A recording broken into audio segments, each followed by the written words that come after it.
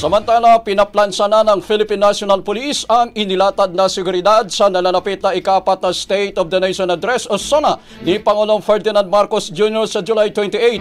Alas 4 kaninang umaga mga kabrigada ng pangunahan ni PNP Chief General Nicolas Torre III ang Command Conference sa Camp Crame na dinaluhan ng mga miyembro ng Command Group, Regional at District Directors ng NCRPO at mga Directors ng Operations, Investigation and Detection Management, Intelligence and Police Community Relations.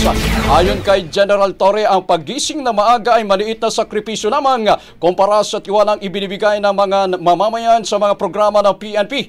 Binigyang din ito ang kahalagahan ng pagkakaisa, pagiging mapagmatsyag at maagap na pamumuno upang matiyak ang maayos at payapang pagdaraos ng taunang ulat ng Pangulo.